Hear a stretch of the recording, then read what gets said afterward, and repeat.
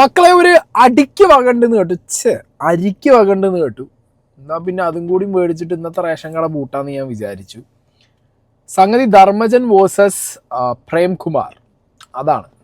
അപ്പോൾ എൻഡോസൾഫാൻ പരാമർശം എന്താണെന്നും എങ്ങനെയാണ് പറഞ്ഞതെന്നുള്ളതിലേക്ക് നമുക്ക് വരാം.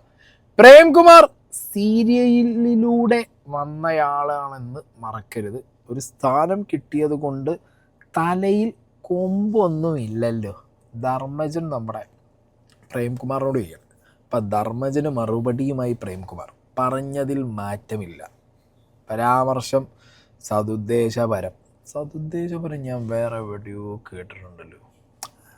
അത് നിങ്ങൾ കമൻറ്റ് ബോക്സിൽ ഇട്ട്.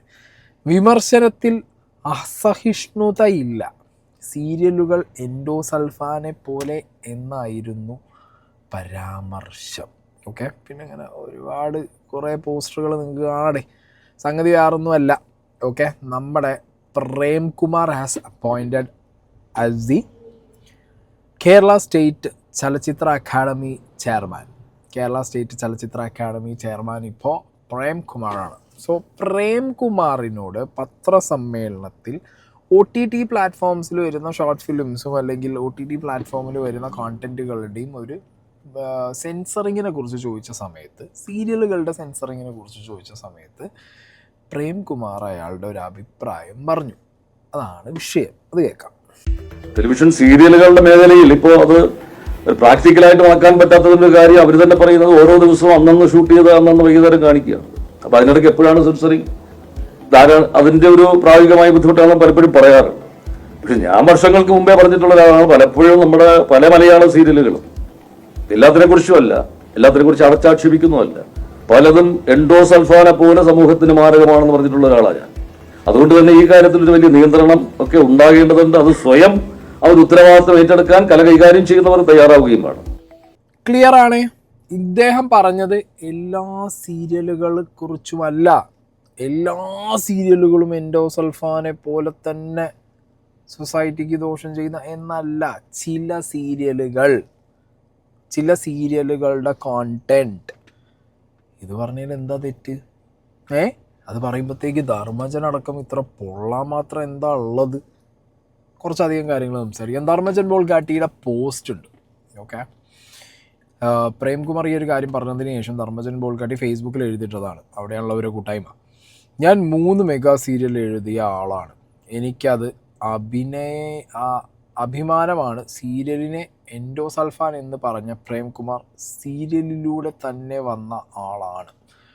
ഒരു സ്ഥാനം കിട്ടി എന്നു വെച്ച് തലയിൽ കൊമ്പൊന്നുമില്ലല്ലോ. പാവപ്പെട്ടവർ ജീവിച്ചു പൊക്കോട്ടെ ചേട്ടാ. സർക്കാസം ലാസ്റ്റും കൂടിയാണ് ധർമ്മജൻ. അതുകൊണ്ട് സീമാജി നായർ അറിയാലോ, അവർ സീരിയലിലും കാര്യത്തിലൊക്കെ ഉള്ളതാണ്. അവർ വന്നിട്ട് കുറേ കാര്യങ്ങൾ എഴുതിയിട്ടുണ്ട്. അതുകൊണ്ട് ഹരീഷ് പാരഡിയിൽ പിന്നെ കഥയാണ്. കഥ എന്ന് പറഞ്ഞു കഴിഞ്ഞാൽ നാളെ സംഭവിക്കാൻ സാധ്യതയുള്ള ഒരു മെഗാ സീരിയലിൻ്റെ കഥ ഉദാഹരണ സഹിതം ഞാൻ വ്യക്തമാക്കാം. അസന്മാർഗിക പ്രവർത്തനങ്ങളിലുമായി കഴിഞ്ഞിരുന്ന ഒരു സർക്കാർ അക്കാദമിയിലെ ചെയർമാൻ കീഴിൽ എല്ലാം സഹിച്ച് പലപ്പോഴും അയാളെ ന്യായീകരിച്ച് കഴിഞ്ഞിരുന്ന ഒരു വൈസ് ചെയർമാനാണ് കഥയിലെ നായകൻ. മുന്നത്തെ ചെയർമാൻ ആരാന്നറിയാലോ, റഞ്ജിയേട്ടൻ. സ്വന്തം കുടുംബത്തിൽ നിന്നും അയാൾ മെമ്പറായ സീരിയൽ സംഘടനയിൽ നിന്നു വരെ അയാൾക്ക് എതിർപ്പുകൾ നേരിടേണ്ടി വരുന്നുണ്ട്.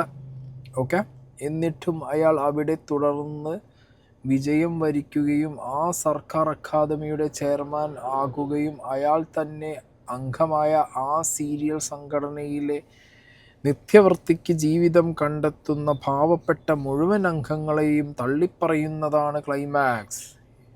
ഇങ്ങനെ ഒരു സീരിയൽ വന്നാൽ ആ കഥയിലെ നായകൻ താങ്കൾ പറഞ്ഞതുപോലെ എൻഡോസൾഫാനേക്കാൾ ഭീകരനാണ്. പക്ഷെ നായകനായ ആ വിഷത്തെ പൊതുജനങ്ങൾ ചൂണ്ടിക്കാണിച്ചു കൊടുക്കുന്ന സീരിയലും അതിൻ്റെ സൃഷ്ടാക്കളും എൻഡോസൾഫാനെതിരെ പോരാടുന്ന സമര പോരാളികളായി ആ മെഗാ സീരിയലിലൂടെ ജനമനസ്സിൽ നിറഞ്ഞാടും. ഈ സീരിയലിന് അനുയോജ്യമായ പേർ എനിക്കു ശേഷം പ്രളയം എന്ന് ഹരീഷ് പാരഡി. ഒന്നുമല്ലടേ ഈ സംഗതി വിഷയം ഞാൻ പറഞ്ഞുതരാം. ഇവിടെ നമ്മൾ കുറേ കാലമായിട്ട് ഡിസ്കസ് ചെയ്യുന്നൊരു കാര്യമാണ് ചില സീരിയലുകൾ ചില സീരിയലുകൾ, ബൈ ദ വേ ഞാൻ സീരിയൽസും സാധനമൊന്നും കാണാറില്ല. ഓക്കെ, അപ്പോൾ പറയും നീ കാണാത്ത സാധനത്തോട് നീ പറയണേ എന്ന് ചോദിക്കും. ബട്ട് കോണ്ടന്റിന് വേണ്ടിയിട്ട് ചില ടൈമിൽ ചില സീരിയൽസിൻ്റെ പോർഷൻസ് കാണാറുണ്ട്. അത്യാവശ്യം അതിൻ്റെ കഴിഞ്ഞ എപ്പിസോഡോ അല്ലെങ്കിൽ ആ ഇൻസിഡൻറ്റ് ഉണ്ടായ ഒരു എപ്പിസോഡൊക്കെ ഇരുന്ന് ജസ്റ്റ് ഇങ്ങനെ റെഫർ ചെയ്യാറുണ്ട്. ആൻഡ് കുറച്ച് കാലം മുമ്പ് എൻ്റെ മുത്തശ്ശൻ മരണപ്പെടുന്ന ആ ഒരു ടൈം വരെ മുത്തശ്ശൻ ഈ സമയം ഇങ്ങനെ ക്ലോക്കിൽ വെച്ചിരുന്ന് ടി വി കാണുന്ന, സീരിയൽ കാണുന്ന ഒരു വ്യക്തി ആയതുകൊണ്ട് തന്നെ വീട്ടിലൊരു ടി വി ഉണ്ടായിരുന്നുള്ളൂ, എൻ്റെ റൂമിലായിരുന്നു അത്. അതുകൊണ്ട് മുത്തശ്ശൻ അവിടെ വന്നിരിക്കുമ്പോൾ സീരിയൽ കാണും. സോ ഒബിയസ്ലി ഞാൻ വന്ന് കണ്ടിരിക്കുന്നത്, വേറെ വഴി ഉണ്ടായിരുന്നില്ല, അവിടെ കണ്ടിരുന്നിരുന്നു. സോ അന്ന് നമുക്ക് ഇങ്ങനെ സംസാരിക്കാനോ അല്ലെങ്കിൽ നമ്മളിങ്ങനെ ആലോചിക്കാറുണ്ട്, എന്തുവാണ് ഇത്, മരുമകൾ, അമ്മായിയമ്മ, അടി, കുറേ സാധനങ്ങൾ. പിന്നെ അതിൽ നിന്ന് മാറി കുറച്ചും കൂടി ഇപ്പം നോക്കുമ്പോൾ അത് മോഡേൺ വേർഷനാണ്. പക്ഷേ മറ്റേതുണ്ടല്ലോ, പഴയ വിഞ്ഞ് പുതിയ കുപ്പിയിൽ ആ സിസ്റ്റം തന്നെ. വീട് ചുറ്റിപ്പറ്റി അമ്മായിയമ്മ, മരുമകൾ, മരുമകൻ, ആ സ്കീമിൽ തന്നെയാണ് കാര്യങ്ങൾ മുന്നോട്ട് പോകുന്നത്. പലരും പിന്നെ കാമുകൻ അങ്ങനെ തന്നെ സാധനം, ആ വിഹിതം, മറ്റത് മറിച്ച്, സംഗതി സ്കീം സെയിം ആണ്. അപ്പം അങ്ങനത്തെ സാഹചര്യത്തിൽ ആളുകൾ ചില സീരിയലിലെ സിറ്റുവേഷൻസ്, ചില സീരിയലിലെ ക്യാരക്ടേഴ്സൊക്കെ കാണുമ്പോൾ എൻഡോസൾഫാൻ പോലെ തോന്നുന്ന, നാട്ടുകാർക്ക് പൊതുവെ തോന്നുന്നതാണ്. അത് പ്രേംകുമാർ വിളിച്ചു പറഞ്ഞു. ഇപ്പം ഓബിയസ്ലി ഇവരുടെയൊക്കെ ദേഷ്യം എന്താണെന്നുള്ളത് നമുക്ക് മനസ്സിലാക്കാൻ പറ്റുന്നതേ ഉള്ളൂ. കാരണം ഇപ്പോൾ യൂട്യൂബ് വ്ളോഗേഴ്സിനെ കുറിച്ചിട്ട് ആരെങ്കിലും വന്നിരുന്നിട്ട്, റിയാക്ഷൻ ചാനലുകളെ കുറിച്ചിട്ടോ ഫാമിലി വ്ളോഗേഴ്സിനെ കുറിച്ച്, so by the way this is my profession. അതായത് യൂട്യൂബ് വീഡിയോസ് അപ്ലോഡ് ചെയ്യുന്നതാണ് എൻ്റെ പ്രൊഫഷൻ. ആ ഒരു പ്രൊഫഷനിലുള്ളപ്പോൾ തന്നെ നമ്മുടെ പ്രൊഫഷണലിനെ കുറിച്ചിട്ടോ അല്ലെങ്കിൽ പ്രൊഫഷനിലുള്ള ബാക്കിയുള്ളവരെ കുറിച്ചിട്ടോ അടച്ചാക്ഷേപിച്ചാൽ നമുക്ക് എന്ത് ചെയ്യാം? അതിലവർ അടച്ചാക്ഷേപിച്ച ആളുകൾക്കെതിരെ നമുക്കൊരു വിമർശനമായിട്ട് വരാം. ഇവിടെ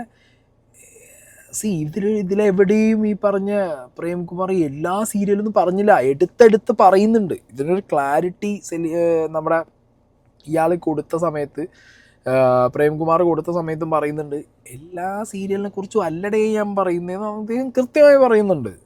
അല്ല, ഇത് ഞാനിപ്പോൾ കഴിഞ്ഞ ദിവസം അപ്പോൾ ആ വാർത്താസമ്മേളനത്തിൽ സീരിയലുകൾക്ക് സെൻസറിങ് ആവശ്യമാണോ എന്നൊക്കെ ഉള്ളൊരു ചോദ്യം വന്നു.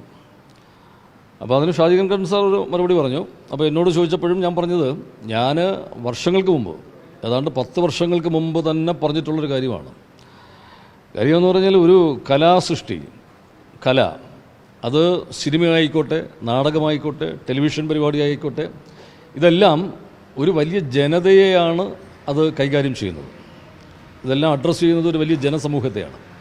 അതുകൊണ്ട് തന്നെ കലാസൃഷ്ടി, കലാകാരൻ, കലാപ്രവർത്തനം ഇതൊക്കെ ഒന്ന് പാളിപ്പോയാൽ അതൊരു സമൂഹത്തെ മുഴുവൻ അപചയത്തിലേക്ക് നയിക്കും എന്ന തിരിച്ചറിവുള്ളത് കൊണ്ടാണ് ഞാനിങ്ങനെ ഒരു നിലപാട് വർഷങ്ങൾക്ക് മുമ്പ്, ഏതാണ്ട് 10 വർഷം മുമ്പ് പറഞ്ഞ ഒരു കാര്യമാണ്. നമ്മളെ പല സിനിമകൾ, ചില സാഹിത്യകൃതികൾ, ചില നാടകങ്ങൾ, ചില ടെലിവിഷൻ പരിപാടികൾ, സീരിയലുകൾ, ഇതൊക്കെ എൻഡോസൾഫാനെ പോലെ സമൂഹത്തിന് അപകടമാണ് എന്ന് പറഞ്ഞത്. അത് സീരിയലുകളെക്കുറിച്ചുള്ള ഒരു മാത്രമായിട്ടുള്ളൊരു പ്രസ്താവന. ഇത് പൊതുവേ നമ്മുടെ കല എന്ന് പറയുന്നത് പലപ്പോഴും നമ്മുടെ എല്ലാം വിഷമയമായിക്കൊണ്ടിരിക്കുന്ന ഒരു ലോകത്ത് കലയുടെ പേരിലും ചില വ്യാജ നിർമ്മിതികൾ ഉണ്ടാവുകയും അങ്ങനെ ഒരു സാംസ്കാരിക വിഷം ഇന്ന് മലയാളികൾ തീണ്ടിക്കൊണ്ടിരിക്കുന്നു എന്നുള്ള ഒരു ബോധ്യമാണ്.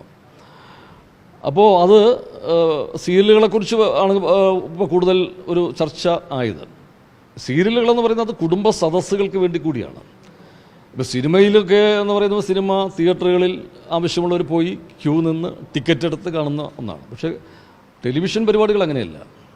അത് കുടുംബ സദസ്സുകളിലേക്ക് അങ്ങോട്ട് വരികയാണ്.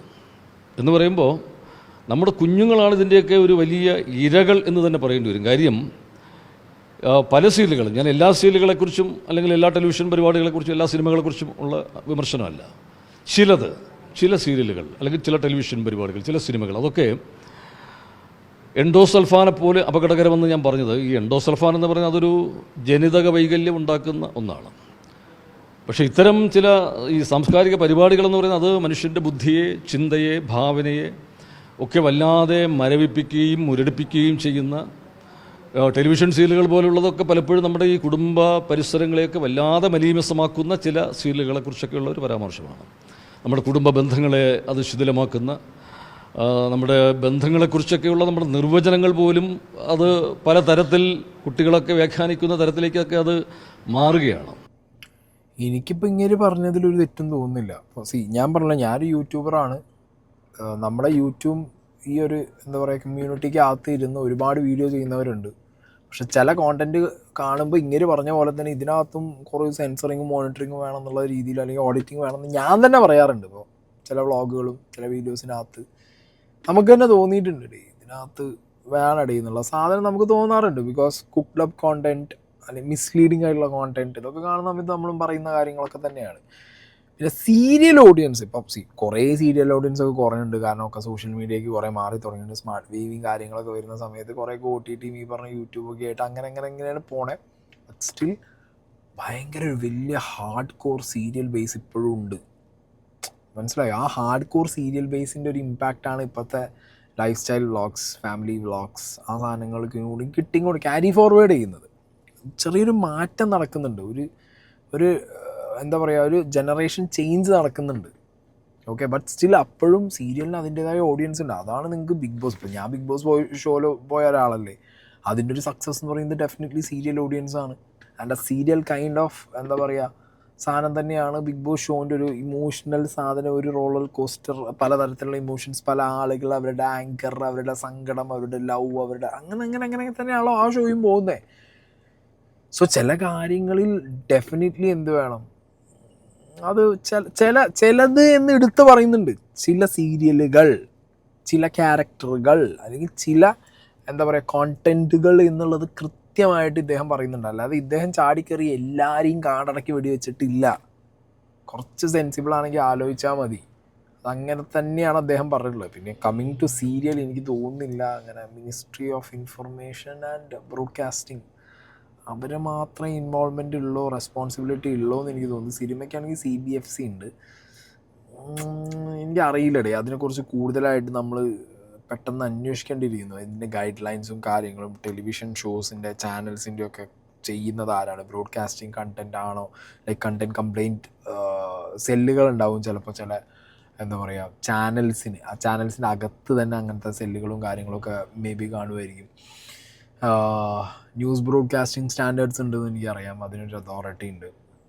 More than that censor board specifically four serials ഒരു സെൻസർ ബോർഡ് ഇപ്പോൾ സിനിമയ്ക്കുള്ള പോലെ തന്നെ ഉണ്ടെന്ന് എനിക്ക് തോന്നുന്നില്ല.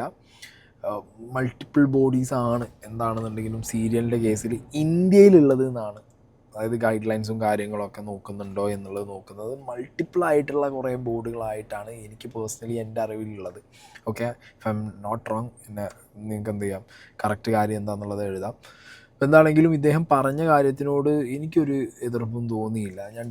ഞാൻ പറയുന്നു ആ ഷിഫ്റ്റിംഗ് ക്രൗഡിനെ കൂടി ഇപ്പോൾ ഞാൻ പറഞ്ഞ OTTയിലേക്കും അല്ലെങ്കിൽ വെബ് സീരീസിലേക്കും ഈ പറഞ്ഞ യൂട്യൂബ് കോണ്ടൻറ്റിലേക്കും കൂടി വരുന്ന ഈ ഒരു കോർ സീരിയൽ ഓഡിയൻസിന് ഇവിടെയും ഒരു തരം ഓഡിറ്റിങ്ങും സെൻസറിങ്ങിനും ഉള്ളൊരു വകുപ്പും കൂടി ഉണ്ടാക്കി കഴിഞ്ഞാൽ മച്ച് ബെറ്റർ എന്നേ എനിക്ക് പറയാനുള്ളൂ. ബിക്കോസ് ചില സാധനങ്ങളൊക്കെ കാണുന്ന സമയത്ത് നമുക്ക് ഇവിടെയും അത് ഫീൽ ചെയ്തിട്ടുണ്ട്. ആൻഡ് ഓബ്വിയസ്ലി സീരിയലിൻ്റെ കാര്യമൊക്കെ എത്രയോ കാലമായിട്ട് പറയുന്നതാണ്. അതിനകത്തൊരു ഡെഫിനറ്റായിട്ടൊരു സെൻസറിങ്ങും സാധനവും വേണം. ചില സീരിയൽ കാണുമ്പോൾ എൻഡോസൾഫാൻ എന്നല്ല, ഫുരിഡാനേക്കാൾ വളരെ മോശമായിട്ടുള്ള സീരിയലുകളൊക്കെ പണ്ട് ഉണ്ടായിട്ടുണ്ട്. അതിൽ നിന്ന് ഒരുപാട് ഫാമിലീസ് ഇമ്പാക്റ്റഡ് ആയിട്ടുണ്ട്, ഒരുപാട് ആളുകൾ ഇമ്പാക്റ്റഡ് ആയിട്ടുണ്ട്, ഇല്ലേ?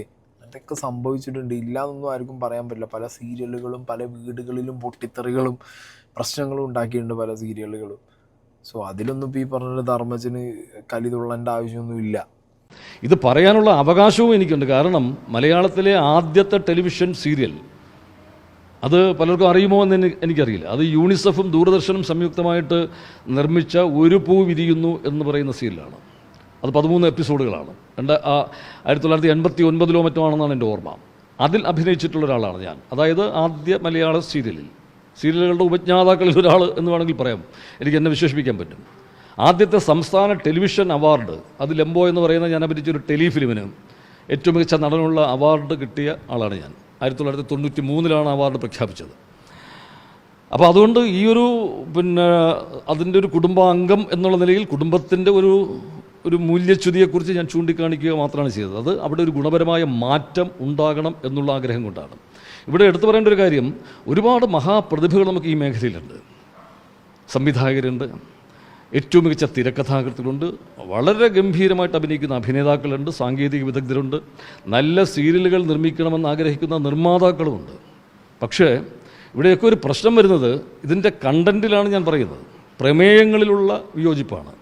പലതും നമ്മുടെ ഭാഷയെയും സംസ്കാരത്തെയും ഒക്കെ വല്ലാതെ മലീമസപ്പെടുത്തുന്ന, മുറിവേൽപ്പിക്കുന്ന അത്തരം ചില, ഞാൻ നേരത്തെ പറഞ്ഞതുപോലെ കുടുംബ പരിസരങ്ങളെയൊക്കെ വല്ലാതെ ഇതാക്കുന്ന ചില പ്രമേയങ്ങളെക്കുറിച്ചുള്ള എൻ്റെ വിയോജിപ്പ് മാത്രമാണിത്. കറക്റ്റ് കാര്യം. ഇതിനകത്ത് ഇനിയിപ്പോൾ കുരു പൊട്ടിയിട്ട് ആരെങ്കിലും കയറിയിട്ട് 10 ആൾക്കാർ ഇറങ്ങി തിരിച്ചു അയ്യോ സീരിയലിനെ പറഞ്ഞേ സീരിയലാരെ പറഞ്ഞതെന്ന് പറയുമ്പോൾ അത് അവരുടെ വിവരമില്ലായ്മ എന്നേ പറയാനുള്ളൂ. ഇങ്ങനെ കൃത്യമായിട്ട് ക്ലിയറായിട്ട് പറയുന്നുണ്ട്. എല്ലാവരെയും പറയുന്നില്ല, ചില കോണ്ടന്റുകൾ ചിലത് എന്ന് വളരെ വ്യക്തമായിട്ട് പറയുന്നുണ്ട്. അതിപ്പോൾ ഇനിയിപ്പോൾ ധർമ്മജൻ പോൾ കാട്ടിക്കോ അല്ലെങ്കിൽ ഹരീഷ് പാരഡിക്കോ ഒന്നും പൊട്ടി ഒലിച്ചിറങ്ങിപ്പോയിട്ടൊന്നും ഒരു കാര്യമില്ല എന്ന് എനിക്ക് പേഴ്സണലി പറയാനുള്ളൂ. പിന്നെ അവരുടെയൊക്കെ പേഴ്സണൽ താല്പര്യമാണ്. കാരണം അവർ വർക്ക് ചെയ്യുന്ന അല്ലെങ്കിൽ അവർ വളർന്നു വന്ന ഫീൽഡിനെ കുറിച്ചിട്ട് ഒരാൾ പറയുമ്പോൾ അതും അത് അകത്തുനിന്ന്, ആ ഫാമിലിക്ക് അകത്തുനിന്ന് തന്നെ ഒരാൾ പറയുമ്പോൾ അതും ഇപ്പോൾ അയാളുടെ പൊസിഷനിൽ ഇരിക്കുമ്പോൾ ഇനി അയാളുടെ പൊസിഷനാണോ അയാളുടെ രാഷ്ട്രീയമാണോ പ്രശ്നമുള്ളതൊക്കെ നമുക്ക് വഴിയെ കണ്ടറിയാം. വരും ദിവസങ്ങളിൽ നാളേക്ക് എസ്പെഷ്യലി കുറേ പേരുടെ റിയാക്ഷൻ ഇതിൽ വരും, കുറേ ഇൻ്റർവ്യൂസ് വരും, കുറേ പേര് വന്നിട്ട് ഇതിൽ പൊട്ടിത്തെറികൾ നടത്തുന്നുള്ളത് തന്നെയാണ് എൻ്റെ ഒരു കൂലങ്കഷമായ തോട്ടിൽ എനിക്ക് തോന്നുന്നത്. ബിക്കോസ് കുറേ പേർക്കൊക്കെ കോണ്ടന്റ് കുറവാണ്. സോ കുറച്ച് ആളുകൾക്കൊക്കെ വിസിബിലിറ്റി കിട്ടാൻ ഈ കാര്യത്തിൽ വന്ന് കുറച്ച് ഇൻ്റർവ്യൂസൊക്കെ കൊടുത്താൽ ബെറ്റർ ആയിരിക്കും. എന്തായാലും കാണാം, വരും ദിവസങ്ങൾ കാണാം. ഓക്കെ.